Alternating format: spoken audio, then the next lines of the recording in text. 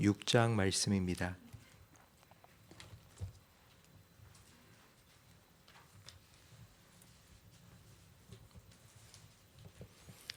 역대상 6장 27절, 28절 두 절 말씀을 한 목소리로 함께 읽겠습니다. 그의 아들은 엘리압이요 그의 아들은 여로함이요 그의 아들은 엘가나라. 사무엘의 아들들은 맏아들 요엘이요 그 엄은 아비야라. 아멘. 역대상 6장은 레위 지파의 족보입니다. 총 81절로 다른 어떤 12지파의 족보보다 그 분량이 가장 깁니다. 레위 지파의 인구는 총 2만 3천 명입니다. 다른 지파들을 계수할 때는 20세 이상 전쟁에 나갈 만한 사람들만 넣었지만 레위 지파는 생후 1개월 된 아기도 다 포함을 시켰습니다. 그런데도 숫자로는 제일 적은 지파입니다.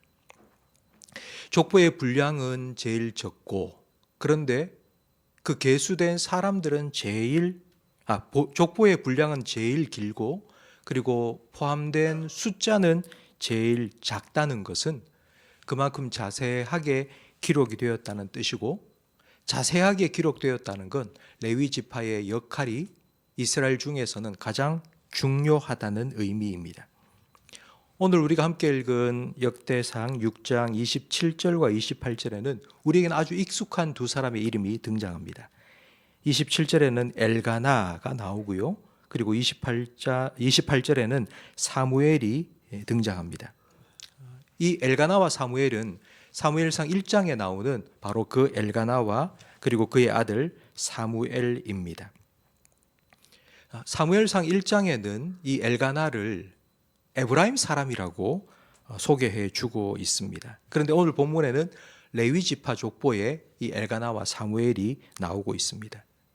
그렇다면 과연 사무엘상 1장이 맞는 걸까요? 아니면 오늘 본문 역대상 6장의 레위 족보가 맞는 것일까요? 가나안 정복 후에 이스라엘 백성은 정복한 땅을 지파별로 분배를 했습니다. 그런데 그 12지파 중에 딱 한 지파만 땅을 받지 못했는데 바로 레위 지파입니다.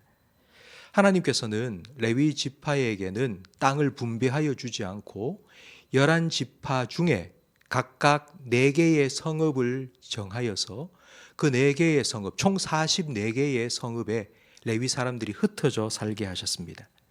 그렇게 하신 이유가 있는데 흩어진 레위인들이 해야 될 일이 있었기 때문입니다. 하나님의 말씀을 가르치고 그 말씀대로 따라 살도록 지도하는 것이 바로 레위 사람들의 역할이었습니다.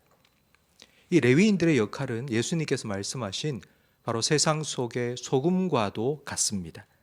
소금이 뭉쳐 있으면 소금 덩어리입니다. 그런데 소금은 소금 덩어리로 있으면 안 됩니다.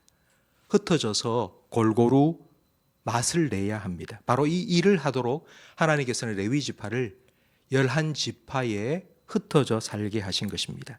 그러니까 사무엘상 1장에 이 엘가나가 에브라임 사람이라고 한 것은 바로 에브라임에 가서 살고 있었던 레위 사람이라는 의미입니다. 엘가나의 아들인 사무엘이 태어난 후에 성전에 맡겨져서 제사장의 직분을 하며 자랐던 것을 보면 바로 이 엘가나와 사무엘은 레위 지파 사람이 틀림이 없습니다. 그런데 이 레위 사람 엘가나는 세상의 소금처럼 하나님의 말씀을 전하고 그 말씀대로 살아가는 본을 보이며 살아야 했지만 그렇지 않았습니다. 엘가나의 아내 한나가 아들을 낳지 못하니 첩을 얻었습니다. 그리고 자녀를 낳았습니다. 이런 엘가나를 보면 그 당시 이스라엘의 영적인 상태가 어떠했는지를 짐작할 수 있습니다. 거룩하게 구별된 레위 사람들도 다른 지파 사람들과 하등 다를 바 없는 그런 삶을 살았습니다. 한나가 하나님께 서원 기도를 하고 자녀를 낳았고 사무엘을 낳았고 그 서원대로 하나님께서는 사무엘을 성소에 보내어서 그 성소에서 자라나게 했습니다. 그리고 그 성소에서 하나님은 사무엘을 만나 주셨습니다. 하나님께서 이렇게 사무엘을 하나님의 사람으로 자라가도록 은혜를 베풀어 주셨습니다. 이스라엘의 회복을 위해 준비한 이 사무엘이 자라가는 과정을 보면서 우리는 한 가지 우리 자녀를 기르는 데 있어서 중요한 원리를 찾을 수 있습니다. 우리는 자녀를 양육할 때에 이 환경이 중요하다고 생각합니다. 맹모 삼천지교라는 이야기를 아마 다 아실 겁니다. 가정 환경이 중요하고 그리고 교육 환경이 중요하고 그래서 많은 사람들은 좋은 학군이 있는 곳으로 이사를 가기도 합니다. 그래서 좋은 학교에 들어가고 좋은 학원에 보내고 그래야지 우리 자녀가 잘 자랄 거라고 생각합니다. 물론 환경이 중요합니다. 환경이 미치는 영향이 크기 때문입니다. 그러나 그것보다 더 중요한 것이 있습니다. 그것은 바로 하나님을 만나는 것입니다. 아무리 연약한 환경 속에서라도 우리 자녀가 하나님을 만나면 하나님의 사람이 됩니다. 사무엘이 태어난 엘가나 레위 사람의 가정이었습니다. 그런데 그 엘가나의 집안은 별로였습니다. 그리고 사무엘이 맡겨져서 자란 엘리 제사장의 집안도 다를 바가 없었습니다. 그런데 그런 환경 속에서 하나님께서는 사무엘을 만나 주셨습니다. 하나님을 만난 사람은 하나님이 계신다는 것을 믿고 삽니다. 하나님을 만난 사람은 그 하나님을 경외하며 그 하나님을 존중히 여기며 그 하나님을 믿고 삽니다. 사무엘상 2장 30절 말씀에 하나님께서는 이렇게 말씀하셨습니다. 나를 존중히 여기는 자를 내가 존중히 여길 것이라고.